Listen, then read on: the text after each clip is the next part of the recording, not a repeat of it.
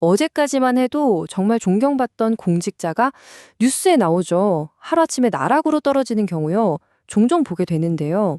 오늘은 이 갑작스러운 몰락 뒤에 숨어 있는 어떤 패턴을 아주 독특한 관점, 바로 명리학을 통해서 한번 들여다볼까 합니다. 아니, 도대체 왜 이런 일이 벌어지는 걸까요? 외부의 어떤 적 때문일까요? 아니면 혹시 다른 이유가 있는 걸까요? 네, 바로 이 질문이 오늘 우리가 파헤쳐 볼 이야기의 핵심입니다. 여기서 명리학을 단순히 미신이나 점이라고 생각하시면 안 되고요. 이번 분석에서는 이걸 인간의 욕망과 시스템이 부딪히면서 스스로를 파괴하는 그 과정을 설명하는 하나의 논리적인 틀로 접근해 볼 겁니다.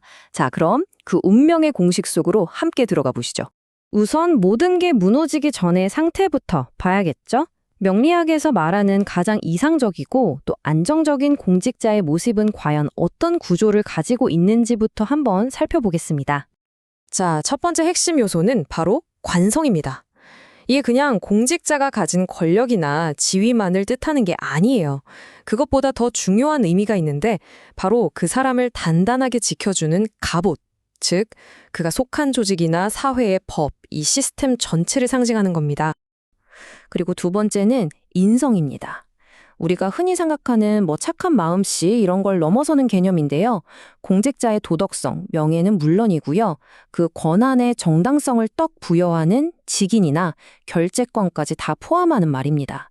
그러니까 권력을 올바르게 쓸 수 있게 하는 일종의 브레이크 장치 같은 거죠. 그리고 마지막으로 이 모든 구조의 가장 중심에 있는 존재, 일간, 바로 공직자 자기 자신입니다. 자, 이 세 가지가 아주 이상적으로 잘 돌아가는 흐름을 관인상생이라고 불러요. 여기 화면을 보시면 조직과 시스템, 즉 관성이 공직자의 명예인 인성을 만들어주고요. 그 단단한 명예가 다시 자기 자신, 일간을 굳건하게 지켜주는 거죠. 아주 안정적인 선순환 구조. 이게 바로 모범적인 공직자의 모습입니다. 하지만 이렇게 견고해 보이는 구조를 한순간에 무너뜨리는 유혹의 씨앗이 등장합니다. 그게 뭘까요? 바로 재물입니다. 명리학에서는 이 위험한 유혹을 재성이라고 표현하는데요. 여기서 말하는 재성은 우리가 땀 흘려 번 월급 같은 게 절대 아니고요. 뇌물이나 부정한 청탁 같은 검은 돈, 그러니까 사적인 이익을 의미합니다. 마치 시스템에 슬쩍 침투하는 바이러스 같다거나 할까요?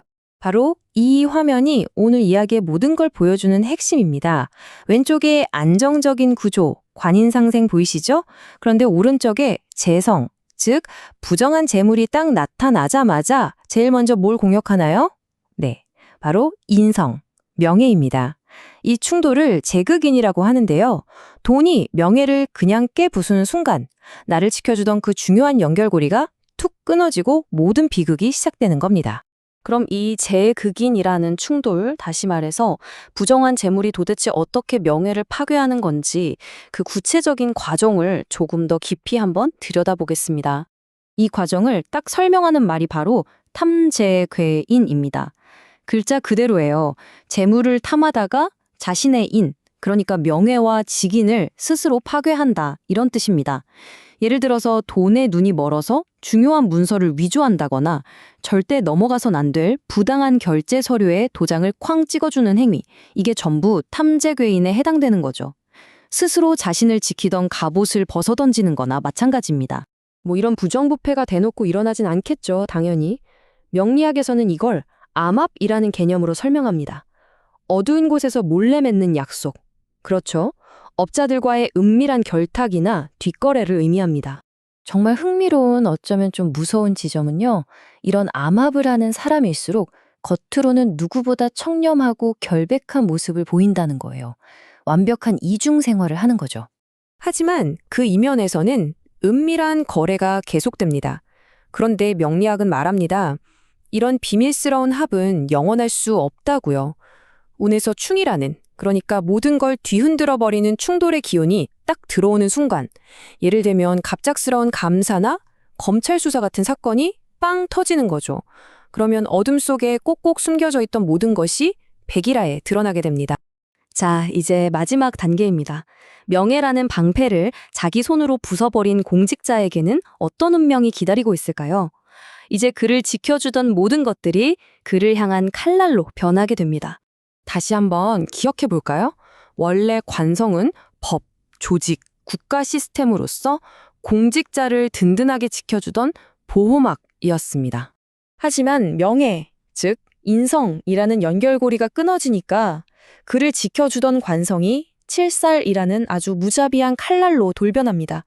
검찰의 수사, 구속, 파면, 이 모든 것들이 한때는 자신을 지켜주던 바로 그 시스템이 이제는 자신을 공격하는 무서운 현실이 되는 거죠. 아주 명확하죠? 재물을 탐해서 명예를 버리는 행위, 바로 이 탐재 괴인이 보호자였던 관성을 공격자인 칠살로 바꿔버리는 스위치인 셈입니다. 결국 스스로 파멸의 스위치를 누른 거죠.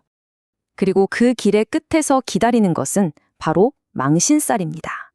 평생을 바쳐서 쌓아올린 명예가 한순간에 씻을 수 없는 오명으로 바뀌고요. 온 세상에 손가락질을 받게 되는 운명. 이것이야말로 재물과 명예를 맞바꾼 사람이 치러야 할 피할 수 없는 대가라고 할 수 있습니다. 그렇다면 이 모든 비극적인 운명을 피할 수 있는 방법은 없을까요? 명리학적 분석은 가장 강력한 방패가 무엇인지에 대해서도 아주 명확하게 제시하고 있습니다. 결론은 이렇습니다. 공직자에게 부정한 재물인 재성은 반드시 피해야 할 기운이다. 그리고 자신의 명예와 도덕성인 인성은 목숨처럼 지켜야 할 핵심 가치다. 결국 청렴과 지혜만이 자신의 권력과 자리, 즉 관성을 온전히 지킬 수 있는 유일한 길이라는 겁니다. 이 한 문장이 오늘 분석의 모든 것을 말해주는 것 같습니다. 재물이 있으면 인성이 다치고 인성이 굳건하면 재물은 저절로 피해간다. 부정한 재물과 진정한 명예는 결코 공존할 수 없다는 어찌 보면 우주의 준엄한 법칙과도 같은 말이죠. 근데 이게 비단 공직자만의 이야기는 아닐 겁니다. 오늘 이 분석을 통해서 한 번쯤 생각해 볼 질문을 던져봅니다. 여러분의 삶에서 여러분을 가장 굳건하게 지켜주는 보호막, 여러분만의 인성은 과연 무엇입니까?